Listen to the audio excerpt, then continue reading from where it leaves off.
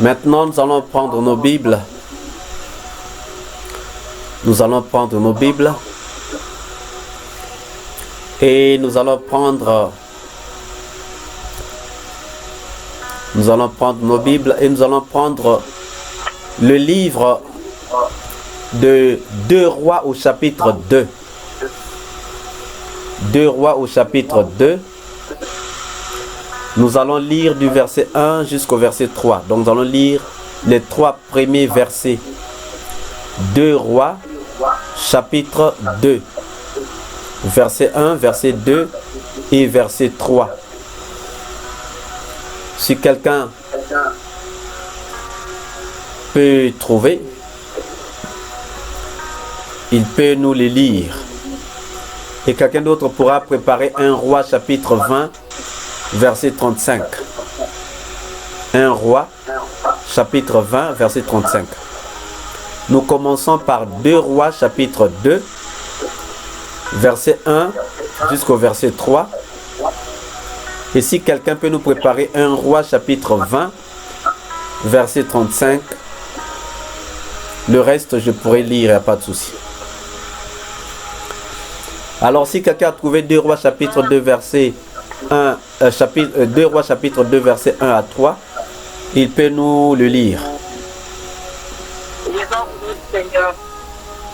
Lorsque l'Éternel fit monter Élie au ciel dans un tourbillon, Élie partait de Gilgal avec Élisée. Élie dit à Élisée, tu vas rester ici, car l'Éternel m'envoie jusqu'à Bethel. Élisée répondit, l'Éternel est vivant et ton âme est vivante. Je ne t'abandonnerai pas. Ils descendirent à Bethel. Les fils des prophètes qui étaient à Bethel sortirent vers Élisée et lui dirent, sais-tu que l'Éternel enlève aujourd'hui ton Seigneur au-dessus de ta tête? Il répondit, je le sais aussi, taisez-vous. Amen. Amen. Alors bien aimé, voilà encore une parole. Voilà encore une parole. Lorsque l'Éternel fit monter Élie au ciel dans un tourbillon, Élie partait de Gilgal avec Élisée. Donc c'était Élie, il était avec Élisée avant que Dieu ne le fasse monter au ciel. Élie dit à Élisée, reste ici, je te prie, car l'Éternel m'envoie jusqu'à Bethel. Élisée répondit, l'Éternel est vivant et ton âme est vivante. Je ne te quitterai point. C'est bien d'avoir plusieurs versions. Hein? Dans la version que maman Rosalie vient de lire, on a dit, je ne t'abandonnerai point. Mais dans ma version, on dit, je ne te quitterai point. Et ils descendirent à Bethel. Les fils de prophètes qui étaient à Bethel sortirent vers Élisée et lui dirent, sais-tu que l'Éternel enlève aujourd'hui ton maître au-dessus de ta tête? Et il répondit, je le sais aussi, taisez-vous. Ce qui nous intéresse ici, c'est la dernière partie de phrase. Taisez-vous. Taisez-vous. C'est ce que Élisée a dit aux fils des prophètes. Il dit, taisez-vous. Moi, je le sais. Je sais que Dieu va enlever mon maître. Mais vous, taisez-vous. Dieu nous demande de faire taire. Pendant toute cette semaine, Dieu veut que nous puissions faire taire. Et là, on a encore une parole. En dehors de la parole que nous avons lue dans Marc chapitre 4. Qui disait... silence, tais-toi. C'est Jésus-Christ qui a parlé à la mer ou au vent qui soufflait contre la barque dans laquelle il se trouvait. Silence, tais-toi. Mais aujourd'hui, nous avons une autre parole d'Élisée qui dit aux fils des prophètes. Les fils des prophètes étaient des hommes. C'étaient des hommes comme toi et moi. Bien-aimé, il y a des choses que les gens te disent. Il y a des choses que les gens te disent. Il y a des choses que les gens t'ont dites. Le médecin t'a dit quoi? Le plus grand sorcier de ta famille t'a dit quoi?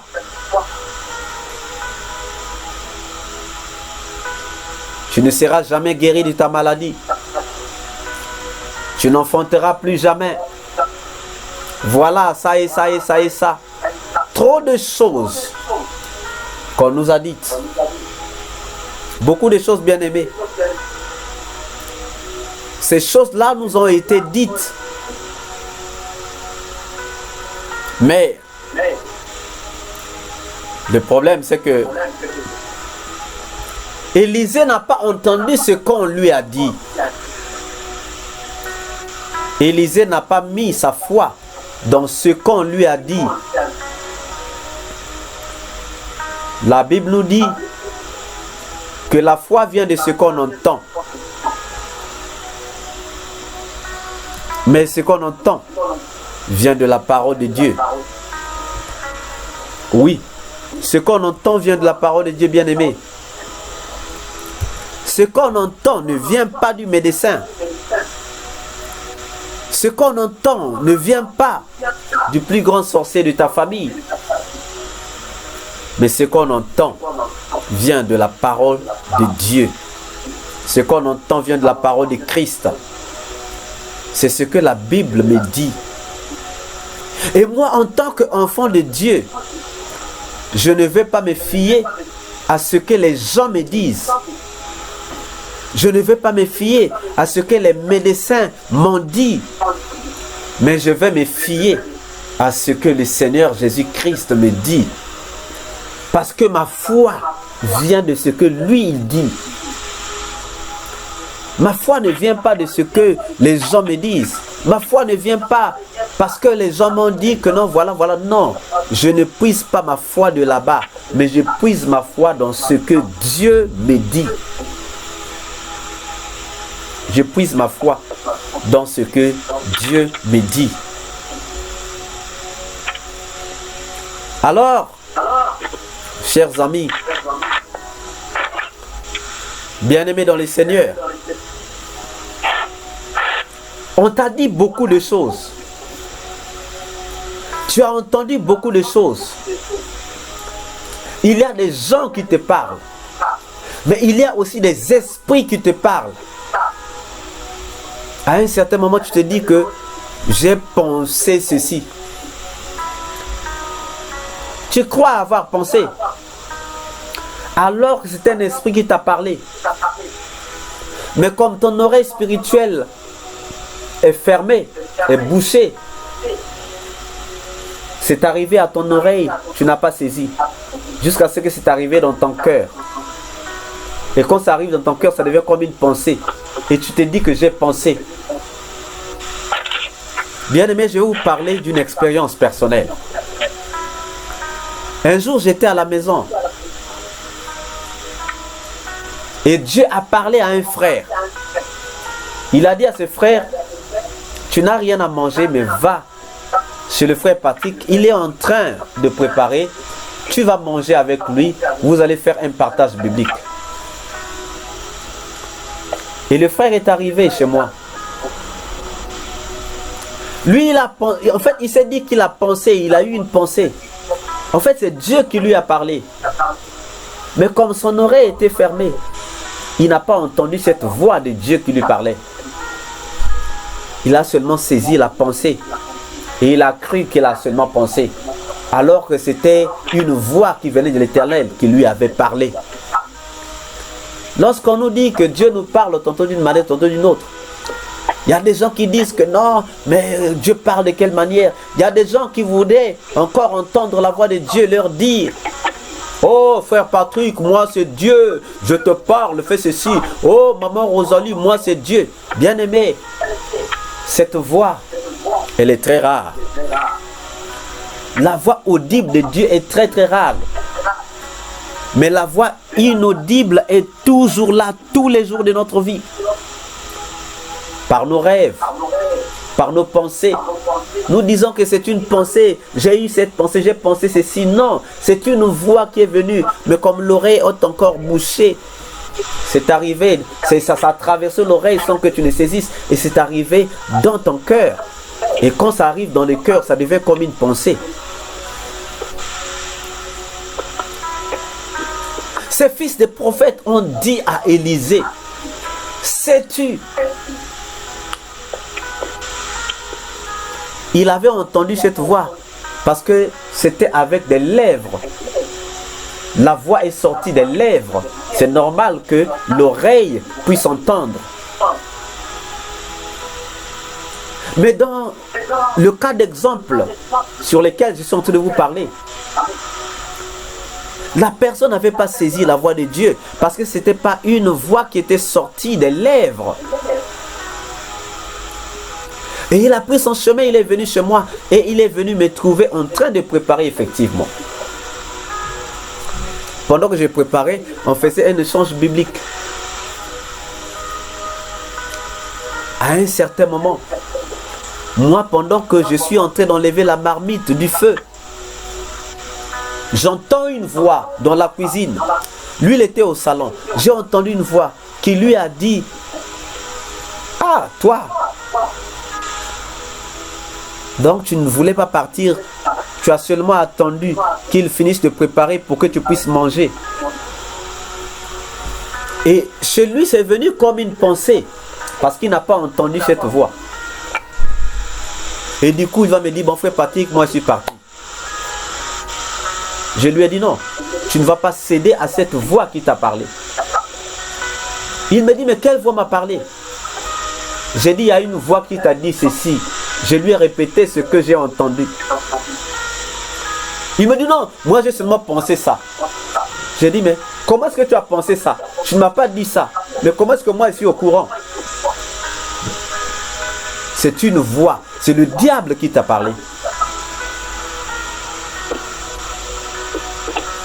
Et lui, il a voulu suivre cette voie.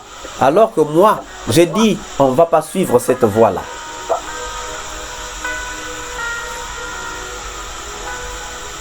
Bien-aimé,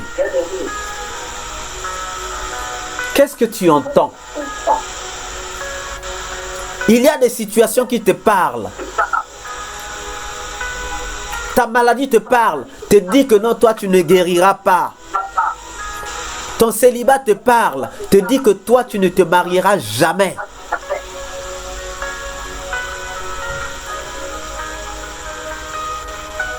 Même si tu n'as pas entendu avec l'oreille, quand ça va se déposer dans ton cœur, tu vas prendre ça comme une pensée. Et tu vas embellir cette pensée-là, tu vas dire que non, moi, je ne vais jamais me marier, moi, je ne vais jamais guérir, moi, je ne vais jamais travailler. Or, la Bible dit que ce que tu redoutes, c'est ce qui t'arrive. Quand tu as mis la foi dans quelque chose, la chose va arriver. Quand tu as mis la foi en quelque chose, la chose va t'arriver. Mais quand les fils des prophètes vont parler à Élisée, lui dire que non, sais-tu que Dieu enlève aujourd'hui ton maître? Lui dit, oui, je le sais, mais taisez-vous.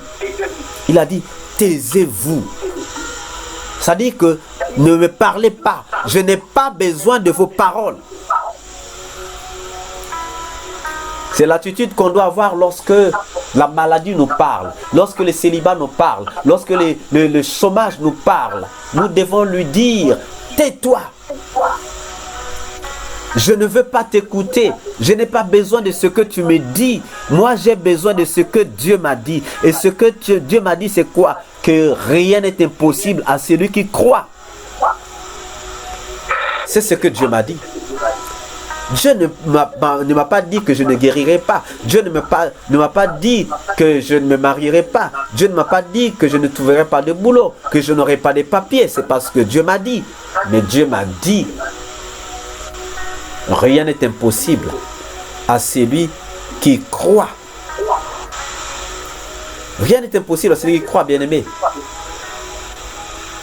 Dans 1 Roi chapitre 20, verset 35, il est dit, l'un des fils des prophètes dit à son compagnon, d'après l'ordre de l'Éternel, frappe-moi, je te prie. Mais cet homme refusa de le frapper. L'un des fils des prophètes dit à son compagnon, d'après l'ordre de l'Éternel, frappe-moi, je te prie. Mais cet homme refusa de le frapper. On peut refuser ce qu'on nous demande. Lorsqu'on te demande de faire quelque chose, tu dois regarder. Est-ce que c'est bien? Est-ce que c'est mauvais? Si c'est mauvais, tu peux refuser. Si c'est bon, tu peux faire. C'est comme ce compagnon. On lui dit, frappe-moi. Je t'en supplie, frappe-moi. Mais il dit non.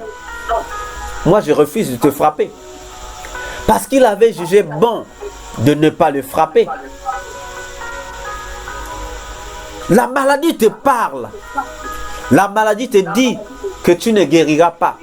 Tu peux lui dire non, je refuse ce que tu me dis. Je fais le contraire. Comme avait dit ce compagnon qui a dit non. Non, je ne te frapperai pas. Tu veux que je puisse te frapper? Je ne te frapperai pas. Tu veux que je puisse faire ceci? Je ne le ferai pas. Je ne le ferai pas. Il a carrément refusé.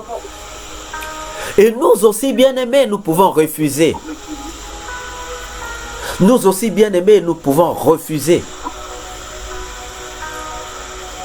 Nous pouvons refuser ce qu'on nous demande. Nous pouvons refuser ce qu'on nous dit. Quelqu'un te dit que non, je te maudis. Tu dis sans effet, je le refuse sans effet au nom puissant de Jésus-Christ. La chose n'arrivera pas parce que tu l'as refusé. Mais quand on t'a dit une chose et que tu te mets dans la peur, c'est que tu l'as accepté. Si tu l'as accepté, la chose va s'accomplir parce que tu as mis ta foi dans ce qu'on t'a dit. Si tu ne mets pas la foi dans ce qu'on t'a dit, tu vas la refuser et ça ne va pas arriver dans ta vie. Qu'est-ce qu'on t'a déjà dit? Qu'est-ce que tu as déjà entendu? Bien-aimés, regardez, Marc chapitre 1, à partir du verset 21. On va lire jusqu'au verset 28. Marc chapitre 1, du verset 21 au verset 28. Ils se rendirent à Capernaum et le jour du sabbat, Jésus entra d'abord dans la synagogue et il enseigna. Ils étaient frappés de sa doctrine car il enseignait comme ayant autorité et non pas comme les scribes. Il se trouva dans leur synagogue un homme qui avait un esprit impur et qui s'écria: qu'y a-t-il entre nous et toi, Jésus de Nazareth? Tu es venu pour nous perdre. Je sais qui tu es, le Saint de Dieu. Jésus le menaça, disant: tais-toi et sors de cet homme. Et l'esprit impur sortit de cet homme en l'agitant avec violence et en poussant un grand cri. Tous furent saisis de stupéfaction, de sorte qu'ils se demandaient les uns aux autres: qu'est-ce que ceci? Une nouvelle doctrine. Il commande avec autorité même aux esprits impurs et ils lui obéissent. Et sa renommée se répandit aussitôt dans tous les lieux environnants de la Galilée. Oui, bien-aimés, Jésus arrive pendant qu'il est en train d'enseigner.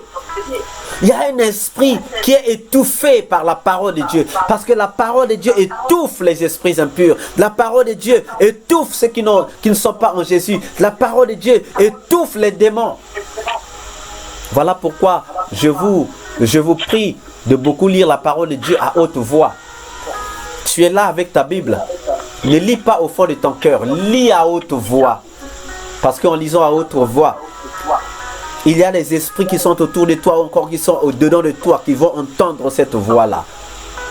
Et qui vont être dérangés. Bien-aimés dans le Seigneur. Jésus-Christ n'a pas dit que non, bon, oui, toi démon, comment tu t'appelles? Oui, bon, maintenant, oui, qu'est-ce que tu veux? Bon, démon, oui, est-ce que... Non.